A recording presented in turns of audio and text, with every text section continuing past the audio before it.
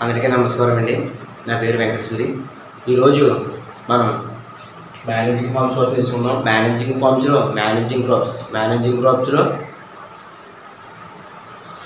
Nitrogen cycle కోసం తెలుసుకుందాం. Nitrogen cycle అంటే ఏమిటి? ఫస్ట్ ఆఫ్ ఆల్ మనం తెలుసుకోవాల్సిందంటే నైట్రోజన్ సైకిల్ అంటే ఏమిటి? ఈ వాతావరణంలో ఉన్న నైట్రోజన్ మట్టి నుండి నేలకు, అదేవిధంగా నేల నుండి మొక్కలకు, అదేవిధంగా జంతువులకు ఏ విధంగా ఉపయోగపడుతుందో ఆ చక్రాన్ని ఏమంటామండి మనం నైట్రోజన్ సైకిల్ అంటాం. ఈ నైట్రోజన్ సైకిల్లో ముఖ్య పాత్ర వహించేది ఏంటి మనకి ఇక్కడ? నైట్రోజన్. ఈ నైట్రోజన్ మనకి గాలిలో ఎంత ఉందండి మనకి ఇక్కడ? 78.05%. ఎంతండి? 78.05% నత్రజని ఎక్కడ ఉంది మనకి? గాలిలో ఉంది. ఈ గాలిలో ఉన్న నత్రజని ఎన్ని ద్వారా జరిగింది మనకి? 5 దశల ద్వారా జరిగిద్దండి. ఇక్కడ మనకి నైట్రోజన్ సైకిల్ ఎన్ని దశల్లో జరిగింది మనకి?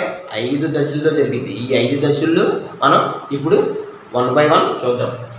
ఫస్ట్ దశ వచ్చేసి మనకి నైట్రోజన్ ఫిక్స్టేషన్. ఈ నైట్రోజన్ ఫిక్స్టేషన్ అంటే నైట్రోజన్ స్థాపన. ఈ నైట్రోజన్ స్థాపన ఏ విధంగా జరిగింది? తర్వాత వచ్చేసి నైట్రోజన్ నైట్రిఫికేషన్. ఈ నైట్రిఫికేషన్ ఏ విధంగా మారుతుంది? గాలిలో నైట్రోజన్ నైట్రిఫికేషన్ రెండో దశ. మూడో దశ వచ్చేసి మనకి అమోనిఫికేషన్. అమోనిఫికేషన్ అంటే అమోనీకరణ. నాలుగో దశ వచ్చేసి మనకి డీనైట్రిఫికేషన్. ఐదు వచ్చేసి మనకి నైట్రోజన్ అసిమినేషన్. నైట్రోజన్ పునర్వినియోగం అంటే నైట్రోజన్ గాలిలో ఏ విధంగా కలిసిపోద్ది అంతే కదా. మన సైకిల్ ఏంటి ఇక్కడ? గాలిలో ఉన్న నత్రజన్ భూమిలోకి ఏ విధంగా వెళ్తుంది, మొక్కలకు ఏ విధంగా తీసుకుంటుంది, అదేవిధంగా మన జంతువులు ఏ విధంగా తీసుకుంటుంది, మళ్ళీ గాలిలో ఏ విధంగా కలిసిపోద్ది. ఈ 5 దశల ద్వారా మనం తెలుసుకోవడమే నైట్రోజన్ సైకిల్. ఈ 5 దశల ద్వారా మాత్రమే ఈ నైట్రోజన్ సైకిల్ జరిగింది మనకి. ఈ ఫస్ట్ దశ వచ్చేసి నైట్రోజన్ స్థిరీకరణ అనుకుంటాం. నైట్రోజన్ స్థిరీకరణ అంటే ఏమిటి? మన భూమిలో నైట్రోజన్ ఇంకింపజేయడం అంటారు. కానీ ఇక్కడ నైట్రోజన్ స్థిరీకరణ అంటే ఏమిటి? ఇక్కడ మనకి గాలిలో ఉన్న నైట్రోజన్ని ఈ గాలిలో నైట్రోజన్ ఎంత ఉంది మనకి ఇక్కడ? 78.05% ఉంది. ఈ గాలిలో నైట్రోజన్ మొక్కలు నేరుగా తీసుకుంటాయా? తీసుకోలేవు. కాబట్టి ఈ నైట్రోజన్ అమోనియా రూపంలో లేదా నైట్రైట్ రూపంలో మార్చడాన్ని నైట్రోజన్ ఫిక్స్టేషన్ అంటారు. అంటే నైట్రోజన్ స్థిరీకరణ. ఈ నైట్రోజన్ స్థిరీకరణ మనకి 3 దశల్లో జరిగింది. ఇక్కడ కూడా 3 విధాలుగా జరిగింది నైట్రోజన్ స్థిరీకరణ. ఏంటి? ఫస్ట్ దశ వచ్చేసి వాతావరణ స్థిరీకరణ, 2 వచ్చేసి పారిశ్రామిక నైట్రోజన్ స్థిరీకరణ, 3 వచ్చేసి జీవ సంబంధ నైట్రోజన్ స్థిరీకరణ. 3 దశలు ఏంటి మనకి? ఫస్ట్ దశ వచ్చేసి మనకి ఏంటి? నైట్రోజన్ వాతావరణ నైట్రోజన్ స్థిరీకరణ, 2 వచ్చేసి పారిశ్రామిక నైట్రోజన్ స్థిరీకరణ, 3 వచ్చేసి జీవ సంబంధ నైట్రోజన్ స్థిరీకరణ. ఈ వాతావరణ స్థిరీకరణ ఏ విధంగా జరిగింది అంటే మనకి ఆల్రెడీ మనకి గాలిలో ఎంత ఉందని ఇక్కడ? నైట్రోజన్ 78.05% నైట్రోజన్ గాలిలో విస్తరించి ఉంది. ఈ గాలిలో ఉన్న నైట్రోజన్ మనకి పెద్ద పెద్ద మెరుపులతో కూడిన వర్షం వస్తే చూడండి, ఆ టైంలో ఆ మెరుపుల శక్తికి ఆగిటేషన్ చెంది ఈ నైట్రోజన్ మొక్కలు తీసుకునే మాదిరిగా మారుతాయి అన్నమాట. ఈ మార్గాన్ని ఏమంటాం మనం? నైట్రోజన్ ఫిక్స్టేషన్ అంటారు. ఏంటి? ఈ నైట్రోజన్ ఫిక్స్టేషన్ అంటే వాతావరణ నైట్రోజన్ ఈ మెరుపు శక్తి ద్వారా ఆగిటేషన్ చెంది మొక్కలు ఉపయోగించబడే నైట్రోజన్గా మారుతుంది. కాబట్టి దీన్ని వాతావరణ నైట్రోజన్ స్థిరీకరణ అంటారు. 2 వచ్చేసి మనకి పారిశ్రామిక నైట్రోజన్ స్థిరీకరణ. 2 వచ్చేసి పారిశ్రామిక నైట్రోజన్ స్థిరీకరణ. ఈ పారిశ్రామిక నైట్రోజన్ స్థిరీకరణ ఆల్రెడీ మనకి నైట్రోజన్ స్థిరీకరణ అంటే ఏం చెప్పాం? అమోనియా రూపంలో లేదా నైట్రేట్ రూపంలో మార్చడాన్ని నైట్రోజన్ స్థిరీకరణ. ఈ పారిశ్రామిక నైట్రోజన్ అంటే ఈ అమోనియా ఏదైతే ఉందో మనం అందరూ ఉపయోగించుకుంటాం. ఈ అందరూ ఉపయోగించుకోవడం ఈ అమోనియా ఏం చేస్తుంది మనకి ఇక్కడ? అమోనియా నైట్రోజన్ మరియు ఈ రెండు కలయికల ద్వారా నైట్రోజన్ ఫిక్స్టేషన్ జరిగింది. దాన్ని ఏమంటాం మనం? పారిశ్రామిక నైట్రోజన్ స్థిరీకరణ అంటారు. మూడేంటి? జీవ సంబంధ నైట్రోజన్ స్థిరీకరణ. మోస్ట్ ఇంపార్టెంట్ స్థిరీకరణ. మోస్ట్ ఇంపార్టెంట్ స్థిరీకరణ అతి ముఖ్యమైన స్థిరీకరణ ఏంటంటే మనకి మూడాటిలోనే జీవ సంబంధ నైట్రోజన్ స్థిరీకరణ. జీవ సంబంధ నైట్రోజన్ స్థిరీకరణ అంటే మొక్కలు జంతువులు ఉపయోగించుకుంటాయి కాబట్టి దాన్ని జీవ సంబంధ నైట్రోజన్ స్థిరీకరణ అంటాం. ఈ నైట్రోజన్ స్థిరీకరణ మొక్కలు మనకి గాలిలో నైట్రోజన్ మొక్కలు ఏదో ఉపయోగించుకోలేవు కాబట్టి ఇక్కడ రైజోబియం బ్యాక్టీరియా సహాయంతో ఈ గాలిలో నత్రజనిని రైజోబియం బ్యాక్టీరియా సహాయంతో మొక్కలు ఉపయోగించుకుని గాలిలో నత్రజని మొక్కలు ఉపయోగించుకుని ఆ మొక్కలు జంతువులు నేరుగా తినడం ద్వారా నైట్రోజన్ ఫిక్స్టేషన్ జరిగింది. ఇక్కడ జీవ సంబంధ నైట్రోజన్ ఫిక్స్టేషన్ అంటే ఇప్పుడు అన్నది మీకు అందరికీ చిన్న డౌట్ రావచ్చు ఇక్కడ. ఈ మొక్కలు తీసుకోవడం వల్ల డైరెక్ట్గా ఫిక్స్టేషన్ ఏ విధంగా జరిగింది అని. మనకి ఈ నైట్రోజన్ తీసుకుని వేరు స్రావాల ద్వారా సూక్ష్మజీవులకి నైట్రోజన్ అందిస్తుంది. అదేవిధంగా జంతువులు అందులో ఉన్న నైట్రోజన్ మొక్కలో ఉన్న నైట్రోజన్ నేరుగా జంతువులు తినడం వల్ల అవి చనిపోయిన తర్వాత భూమిలో చేరి కుళ్ళింపజేస్తాయి కాబట్టి ఆ విధంగా నైట్రోజన్ ఫిక్స్టేషన్ జరిగింది. అంతేకాకుండా పశువుల వ్యర్థాల ద్వారా కూడా నైట్రోజన్ ఫిక్స్టేషన్ జరిగింది. ఓకేనా? తర్వాత వచ్చేసి మనకి రెండోది వచ్చేసి మనకి నైట్రిఫికేషన్. ఈ నైట్రిఫికేషన్ అంటే ఏమిటి?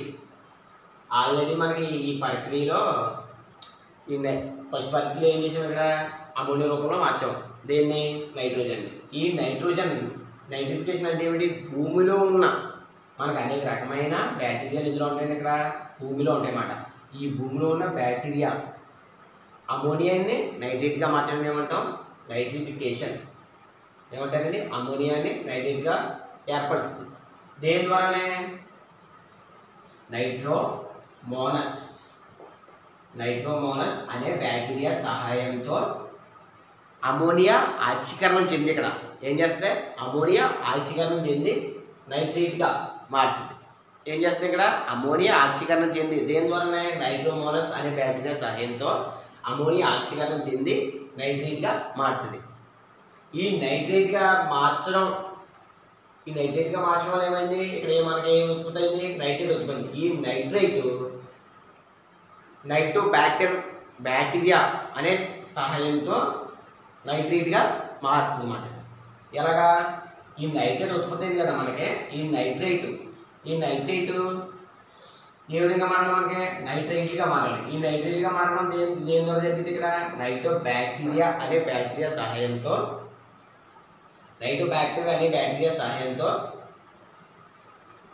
ఏం చేస్తుంది? ఇక్కడ నైట్రేట్గా మారుతుంది. ఈ ప్రక్రియను ఏమంటాం మనం? నైట్రిఫికేషన్. అమోనియా చాలా విషపూరితమైన వాయువు. ఈ వాయువు మనకి ఏం చేస్తుందంటే కొన్ని మొక్కలకి ఉపయోగం, కొన్ని మొక్కలకి నిరుపయోగం. అంటే కొన్ని మొక్కలకి హానికరం కలిగిస్తే కొన్ని మొక్కలకి హానికరం కలిగించదు. అందువల్ల ఈ అమోనియా విషపూరితమైన వాయువు కాబట్టి ఈ అమోనియా మనకి ఏ విధంగా మార్చుకోవాలి? మనం నైట్రేట్గా మార్చుకోవాలి. తర్వాత వచ్చేసి మనకి అమోనీకరణ అంటే అమోనిఫికేషన్. ఈ అమోనిఫికేషన్ ఆల్రెడీ మనం తెలుసుకున్నాం. ఫస్ట్లో నైట్రోజన్ స్థిరీకరణ తెలుసుకున్నాం. మనం ఇక్కడ డైరెక్ట్గా అమోనియా రూపంలో లేదా నైట్రేట్గా మార్చడాన్ని నైట్రోజన్ స్థిరీకరణ అన్నాం. ఈ నైట్రోజన్ స్థిరీకరణ అమోనియాని నైట్రేట్గా మార్చడం అవుతుంది అమోనిఫికేషన్. అంటే జస్ట్ అమోనీకరణ. ఇక్కడ ఏమీ లేదండి. రైజోబియం అనే బ్యాక్టీరియా సహాయంతో నైట్రోజన్ని అమోనియాగా మార్చడాన్ని అమోనీకరణ అంటారు. ఏంటి? రైజోబియం అనే బ్యాక్టీరియా సహాయంతో నైట్రోజన్ను అమోనియా రూపంలో మార్చడాన్ని అమోనీకరణ అంటారు. తర్వాత వచ్చేసి మనకి నాలుగోది ఏంటి? ఇక్కడ డీనైట్రిఫికేషన్. డీనైట్రిఫికేషన్ అంటే ఏమిటి? డీనైట్రిఫికేషన్ ఈ ముందు దశలో మనకి నైట్రిఫికేషన్ ఏం చేసాం? నైట్రేట్గా మార్చాం. ఈ నైట్రేట్లు ఎవరు తీసుకుంటారు? ఇక్కడ మొక్కలు. ఈ మొక్కలు మరియు జంతువులు ఆల్రెడీ మొక్కల్లో మనకి ఇలా తీసుకోవడం ఏం చేస్తుంది? నైట్రోజన్ మొక్కల్లో ఉంది. ఈ మొక్కల్లో ఉన్న నైట్రోజన్ మనం జంతువులు నేరుగా తినడం వల్ల, కొంతవరకు మొక్కల్లో ఉన్న నైట్రోజన్ నేరుగా జంతువులు తింటాయి కదా, ఆ మొక్కలు తినడం వల్ల ఆ జంతువులో కూడా నైట్రోజన్ ఉంటుంది. ఈ నైట్రోజన్ ఈ మొక్కలు మరియు జంతువులు చనిపోయిన తర్వాత, ఈ మొక్కలు మరియు ఈ జంతువులు రెండేటి ఉన్నాయో అవి రెండు చనిపోయిన తర్వాత, ఇక్కడ ఏం జరిగింది మనకి, ఈ రెండు చనిపోయిన తర్వాత కుళ్ళిపోయి భూమిలో నైట్రోజన్ ఫిక్స్ చేసి జరిగింది. ఇక్కడ భూమిలో డీనైట్రిఫికేషన్ అవుతుంది. అంటే డీనైట్రిఫికేషన్ అంటే ఏమిటి, ఇక్కడ నైట్రిఫికేషన్ అంటే ఏమిటి, ఏర్పడటం. డీనైట్రిఫికేషన్ అంటే ఏమిటి, విడిపోవడం, మళ్ళీ భూమిలో కలిసిపోవడం. జస్ట్ రెండింటికి డిఫరెన్స్ అంతే. ఇక్కడ తెలుసుకోవాల్సింది మనం డీనైట్రిఫికేషన్, నైట్రిఫికేషన్ జస్ట్. ఓకేనా. తర్వాత వచ్చేసి నైట్రోజన్ పునర్వినియోగం. నైట్రోజన్ పునర్వినియోగం ఈ మొక్కల ద్వారా మరియు జంతువుల ద్వారా ఉండగా మిగిలిన ఏదైతే పీల్చుకున్నాక మొత్తం అయిపోయింది, మిగిలింది మొత్తం ఏదైతే ఉందో భూమిలో అంతా నిక్షేపం చేయలేం కాబట్టి మళ్ళీ ఆవిరి రూపంలో ఈ నైట్రేట్లు నైట్రోజన్గా మారి గాలిలో కలిసిపోవడాన్ని నైట్రోజన్ పునర్వినియోగం అంటారు. మనం చెప్పుకున్న టాపిక్ ఏంటి ఈరోజు, నైట్రోజన్ సైకిల్. Nitrogen cycle. ఈ నైట్రోజన్ సైకిల్ నోట్స్ ఎవరికైనా కావాలంటే మన కింద డిస్క్రిప్షన్లో ఉంటుందండి, ఈ పీడిఎఫ్ పెడతాను. మీరు ఎవరికైనా కావాలంటే అక్కడికి వెళ్ళి డౌన్లోడ్ చేసుకోవచ్చు. లేదంటే నా వాట్సాప్లో నేను చెప్తాను, వాట్సాప్లో కాంటాక్ట్ అవునా మీకు ఆ పీడిఎఫ్ సెండ్ చేస్తానండి. 9652276457 నా వాట్సాప్ నెంబరు. ధన్యవాదాలు.